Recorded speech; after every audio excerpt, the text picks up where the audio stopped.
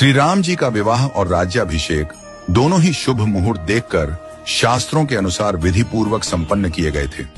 फिर भी न तो उनका वैवाहिक जीवन सुखद रहा और न ही राज्याभिषेक पूर्ण हो सका। विवाह के तुरंत बाद उन्हें वनवास मिला और राज्याभिषेक के दिन ही उन्हें राजमहल की जगह वन की ओर प्रस्थान करना पड़ा। यह सब विधि का विधान था। जब इस दुखद परिस्थिति का कारण पूछा गया तो महर्षि वशिष्ठ जी ने कहा, सुनहु भरत, भावी प्रबल बिलखी कहेउ मुनिनाथ, हानि लाभ जीवन मरण यश अपयश विधि हाथ। हे भरत, भावी बहुत बलवान होता है, हानि लाभ जीवन मरण यश अपयश सभी विधाता के हाथ में है। मनुष्य चाहकर भी भाग्य को नहीं बदल सकता। श्री राम जो धर्म के मूर्तिमान स्वरूप हैं, जिनके जीवन का प्रत्येक क्षण मर्यादा और सत्य की मिसाल है, वे भी अपने भाग्य को नहीं टाल सके। उन्हें वनवास मिला, पत्नी सीता को खोना पड़ा और अंत में उन्होंने स्वयं सरयू में जल समाधि लेकर अपनी लीला का समापन किया। श्री कृष्ण जिन्हें योगेश्वर कहा गया, जिन्होंने गीता में कर्म, ज्ञान और भक्ति का मार्ग बताया, वे भी अपने कुल के विनाश को नहीं रोक सके।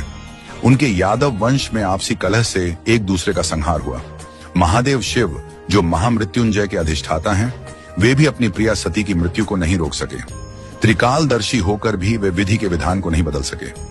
रामकृष्ण परमहंस जिन्हें दिव्य सिद्धियां प्राप्त थीं और जिन्होंने हजारों लोगों को ईश्वर का मार्ग दिखाया, वे भी कैंसर जैसी बीमारी को नहीं रोक सके।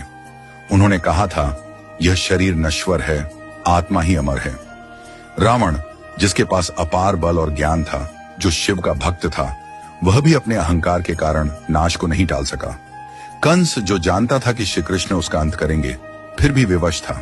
इन सभी घटनाओं से यही सिद्ध होता है कि मनुष्य अपने जन्म के साथ ही जीवन और मरण, यश और अपयश, लाभ और हानि, स्वास्थ्य और रोग, शरीर का स्वरूप, परिवार, समाज, देश और स्थान, इन सब का निर्धारण करके आता है। मनुष्य को यह भ्रम होता है कि वह सब कुछ नियंत्रित कर रहा है, लेकिन वास्तव में सब कुछ ईश्वर के संकेत से ही चलता है। इसीलिए साधक को चाहिए कि वह मन, वचन और कर्म से सहज, सरल और सदाचारी बना रहे, सदैव प्रभु का स्मरण करता रहे और अपने कर्तव्यों को श्रद्धा और निष्ठा से निभाए। मुहूर्त न जन्म के लिए तय होता है, न मृत्यु के लिए। जब जन्म और मृत्यु ही निश्चित नहीं होते, तो बाकी सब कुछ क्षणिक और अस्थायी है। केवल प्रभु का नाम ही शाश्वत सत्य है। इसलिए सदैव ईश्वरमय रहो और आत्मा को परमात्मा के निर्देशों में लीन कर दो।